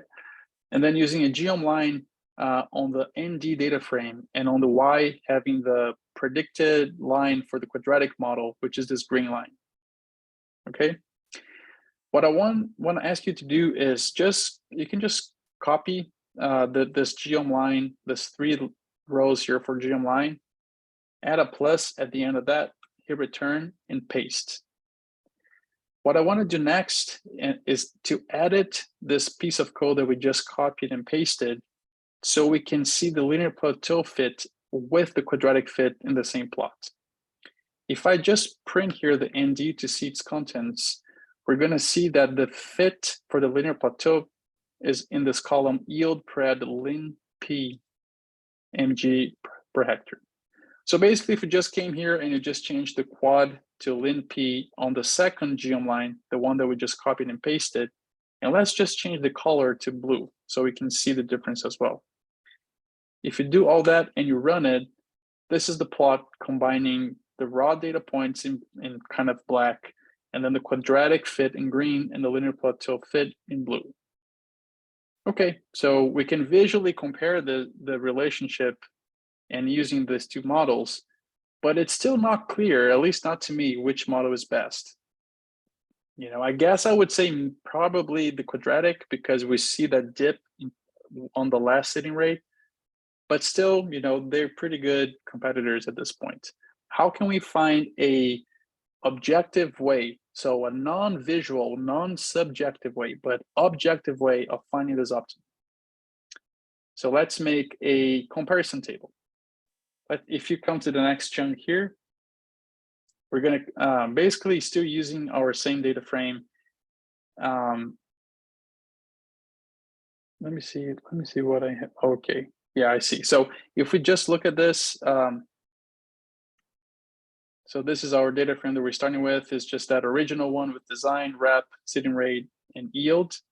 And I want to create here the columns to have the predicted values for our data frame now. So for the 20 observations, not for all those fake 81 observations for sitting rate that went from 40 to 120 in one increments, but in our actual data frame, I want to create the predictions for linear, quadratic, and linear plateau for our observations. Let's do that one by one. So if you just start here on the first mutate, we're going to say equals. We're going to use the predict function. So again, the first thing we give it here is the model that we want to use to make the predictions. The first one here is the linear model. So for that one, the model object is called reg underscore.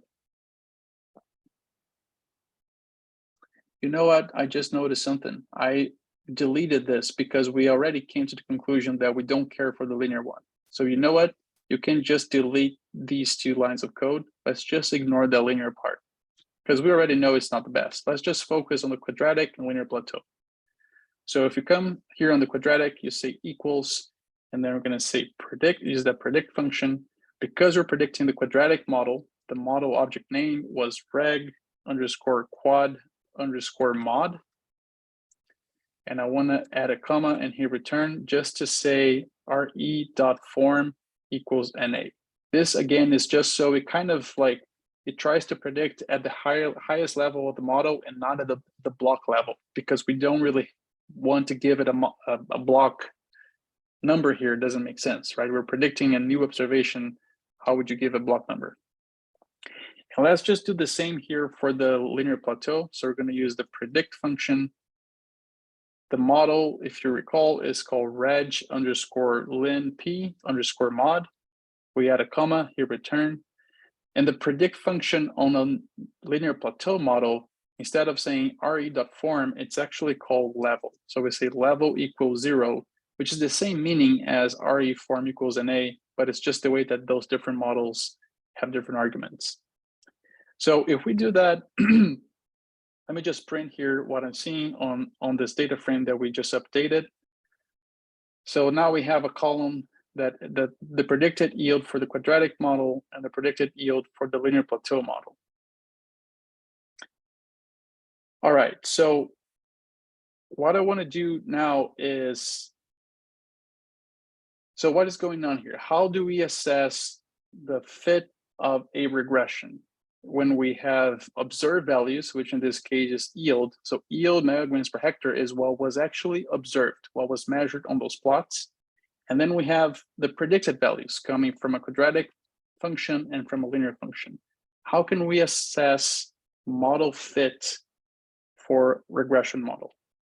You may be thinking in your head, and especially if you are a K-State, you may have seen the package Metrica from Adrian, Luciana, and all the rest of the team, where they developed a package that makes it very easy for you to to look at multiple different model fit metrics when it comes to regression.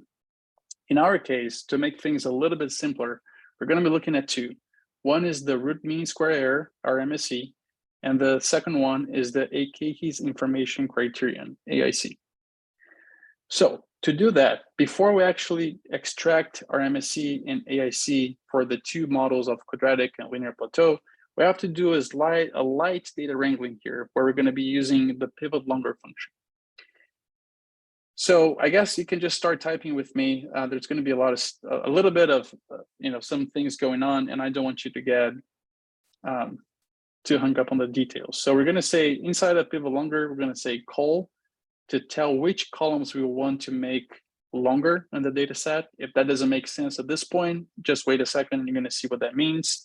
I want to make longer the two predicted columns that we created. So yield pred quad megagrams per hectare and yield pred lin p megagrams per hectare. And then when I come outside of that C function, there are a couple of other arguments I want to change here inside of pivot longer. One of them is names two.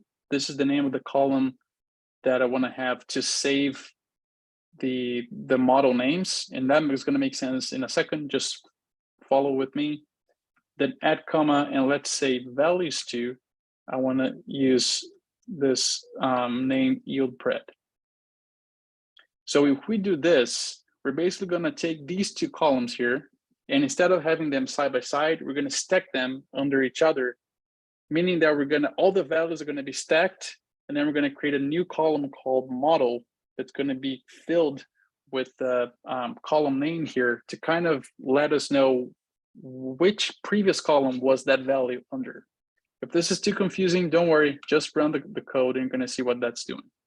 So Reg DFW had 20 observations. When we do the pivot longer, it doubles that, because now all those values that before were under two columns, now all those values are under yield pred, but now we have to create a new column called model to tell us what was the model that value came from. So quadratic or linear plateau. This is just a data wrangling step. It's not really modeling, but it's just something we have to do to get to the point where we can calculate the things that we want. All right, so now we have all the yield predicted values in one column only for two different models, and our yield megagrams per hectare was basically repeated. So we repeated all the values first for the first quadratic model, and then all repeated all again for the linear plateau model. So basically we have all of our observed values on one column and all of our predicted values on another column. That's what we would need to have.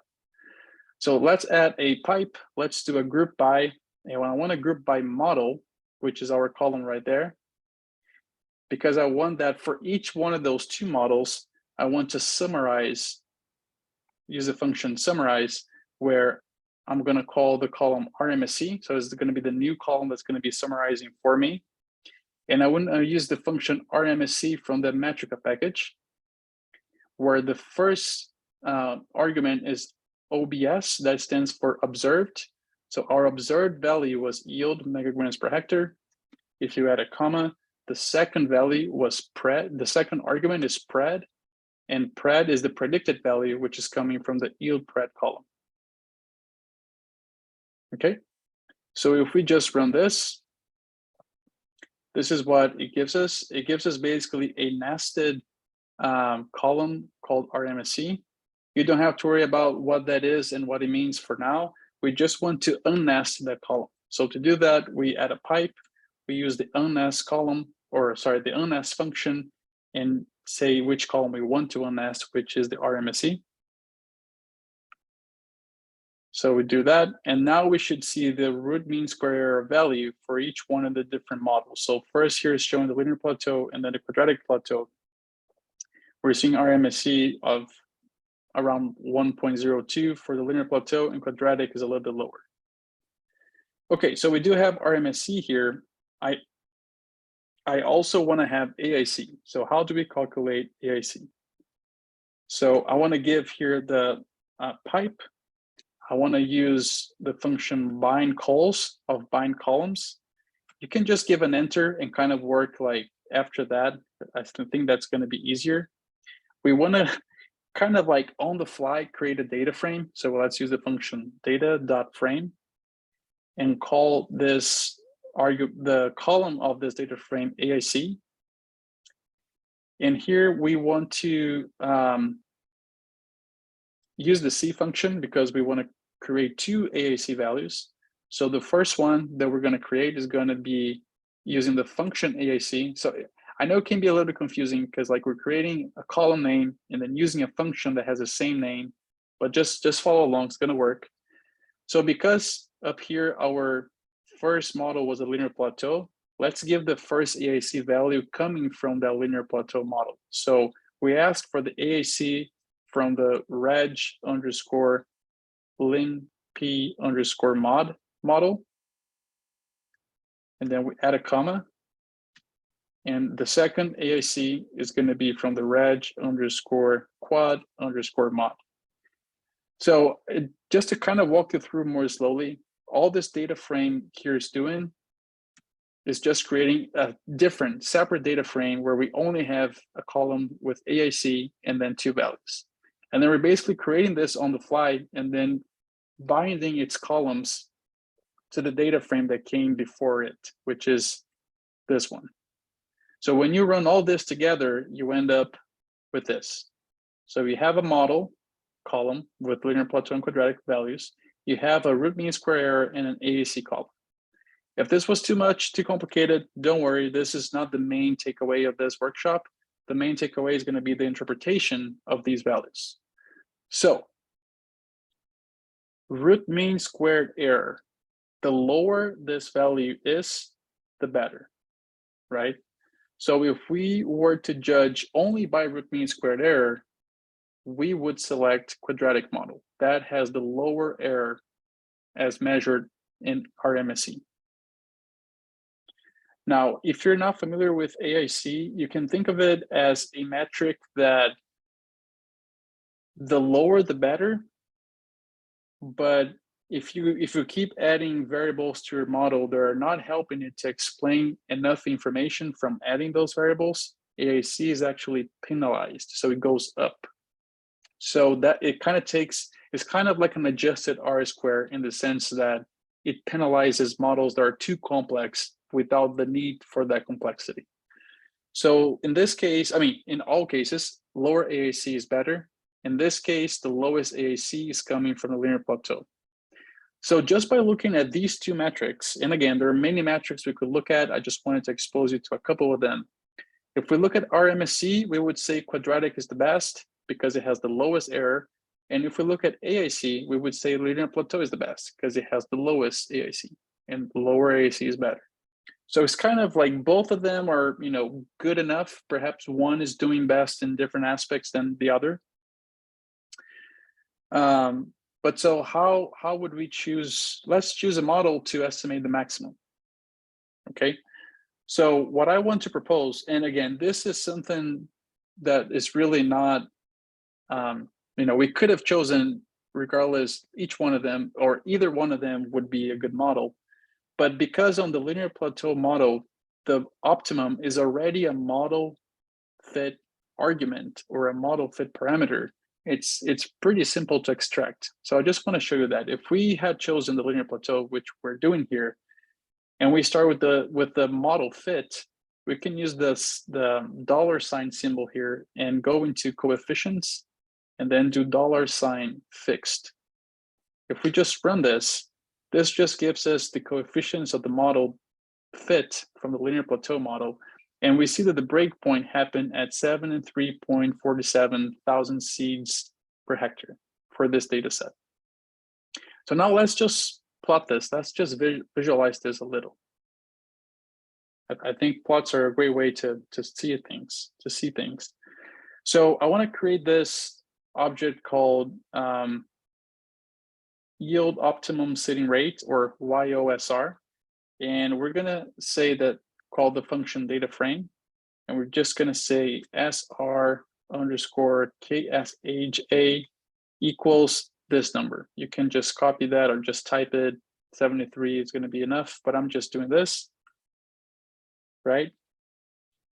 So we have this data set here that we know what's the optimal seeding rate, but I want to invite you to come to the next chunk, sorry, not next chunk, next piece of the code here, and let's just give it the same data frame. So YOSR, and something that we're missing that I want to include here is, so we know on the X where seeding rate is optimizing yield, but we don't know yet the yield that happened at this level, right? So what is the yield at the optimum seeding rate? We don't know that yet. So how can we know that? Let's do a mutate here. I want to call this YOSR for yield at the optimum seeding rate. This is going to be in megagrams per hectare. And let's use the function predict. So I want to predict using our linear plateau model. So if you recall, that's reg_lin_p_mod. I want to give it the YOSR as what I want to predict, and I want to say level equals 0, so it doesn't get so we don't have to really provide a block for it to give us a prediction. So if you run this and you just print that, this is what we get. So the optimal seeding rate was 73,000 seeds per hectare. And at that seeding rate, we would have obtained 13.4 megagrams per hectare. And I left here a little bit of code where I just want to see this relationship. We can just run this right there. The code that you have is showing this. And you know what? I think I'm gonna skip this. So what I was gonna, because it's gonna take just a moment to do this, but we're already at 6. But I just want to show you. So what I was gonna build here is just add a little bit more geoms just to show us where the breakpoint is and where the yield was. But you can see this on the code when I share it, so we can skip quickly to the predictive part of the workshop. Okay, so for this data set here, we saw just by looking at this data from what we created here that optimal seeding rate was 73, and at that seeding rate, we would have obtained 13.5 megagrams per hectare of corn yield. Now, I want to choose a model to predict new data, and what I want you to think of is, let's say a farmer comes to you and asks you, you know, I have been using X seeding rate for the last, as my traditional practice. I would like to have some idea of how would yield change if I change my current seeding rate to, I don't know, if I increase it or decrease it, or what would happen. Of course, if you're in agronomy, you know that it's not that simple. We cannot just fit one model to one data set and say that this relationship holds for everyone else in Kansas or Georgia, or regardless where you are. It's not how it works. Like, there's a lot of other confounding effects on the response of yield to seeding rate that depend on year, on site, on management, genetics, a whole bunch of things, right? We're just taking a very simplistic approach just to show you, if let's say you did have a data set that was very inclusive of many environments, many states, many management options, varieties, all that, and you had a general model that you fit to it, and you want to somehow use this model to help the producer understand what could have happened with their seeding rate if they change it. This is the mindset I want you to have coming into here. Another thing I want to tell you is, even though we selected above the linear plateau model to describe our relationship, we know, especially with seeding rate, that this relationship is not going to be plateaued forever. Right? I mean, it's going to start decreasing because you're increasing competition at some point. So even though we selected linear plateau above, I still, on the next step here in the prediction, I want to use the quadratic model so this producer have a more biologically sound number to compare, right? Instead of just saying, yeah, you can have 300,000 seeds in corn per hectare and still have the same yield, right? I mean, we know that's not biologically possible. So going next, let's just do use the quadratic model to do this prediction. Okay, so let's say this producer comes to you and she says that she wants to change from 70 to 90,000 seeds per hectare and wants your opinion on what could happen based on your knowledge and perhaps in the model that you created. So let's just create here a data frame, a producer seeding rate data frame, saying data.frame. I want to say SR_KSHA equals to concatenate function. Let's use 70 and 90, because these are the values the farmer is telling you that she uses currently 70 and she wants to know what would happen if she chose 90, right? So let's just do that. So we have those two numbers in a data frame. And now let's make an average prediction for these two different values. So for that, we're gonna, again, use that producer_SR object, add a pipe, and I wanna use a mutate function where I'm gonna call this column yield_pred_mgha. And if you thought that we're gonna use the predict function, you guessed right. So we're gonna use predict. And then because we use the quadratic model, we're doing reg_quad_mod. The data that we want to predict, so the argument is called new data equals producer_SR that we just created above with the 70 and 90 values. And again, we want to say to ignore or to predict at the highest level of the random effect. So to do that, we do RE_form equals NA. So if we run this, and we just printed, here's what we would tell this producer. That currently, her seeding rate of 70 is getting 12.78 megagrams per hectare. And if she changes to 90, that goes to 13.81 megagrams per hectare. And that's an average, right? That's the average that the model prediction is giving you. But as good scientists, we know that averages alone are not very informative. And we decide to give that producer an actual error bar around it. So we're gonna, do another round of bootstrapping here. So I left you the first piece of code. So we're doing a new function here, the predict.fun2, that's gonna set up the function for the bootstrapping. And then I basically left you all the code for the bootstrapping itself. You can just go ahead and run it. And then I also left you here just merging the mean response to the confidence level response. And you can just print that. So see how here again, we have the seeding rates the farmer is interested in, the mean response using the quadratic model, and then the lower and upper confidence limits on that mean response. And, I think I always like to plot things. So let's just create a plot here to show these means and error bars.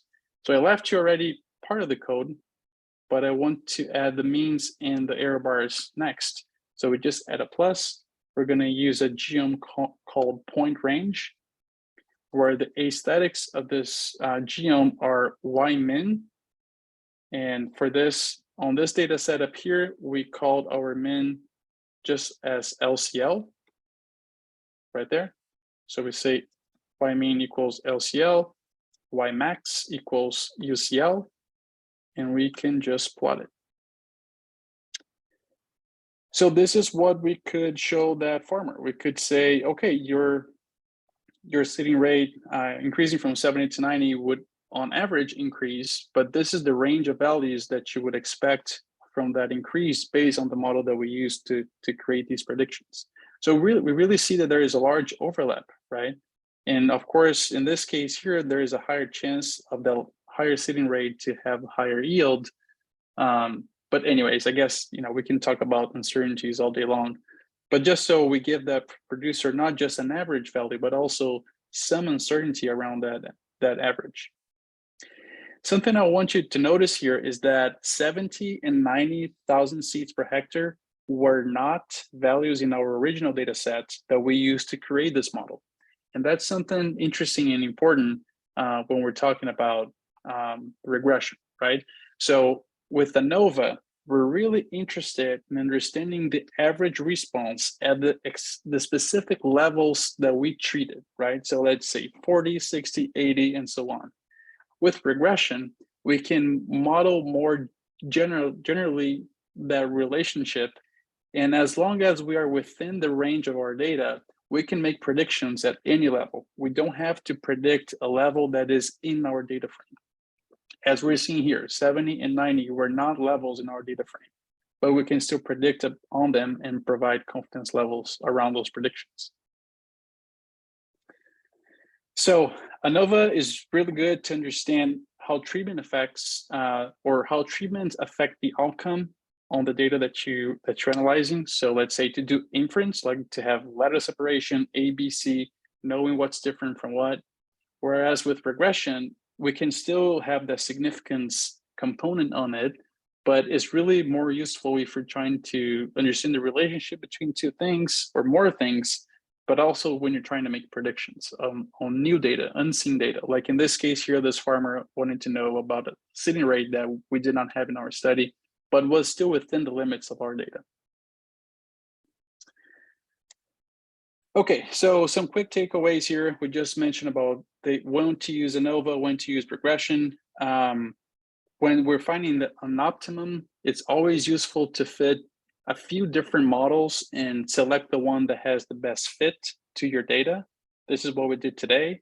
And the main takeaway, always check your residuals, because p-values may be significant, yet you can still have a very poor model that you should not be using to make inference on or to use for predictions. So always check, do not only rely on residuals, always check your, do not always only rely on p-values, always check your residuals as well. Make sure that you're meeting all of the model assumptions before you really use that model for anything useful.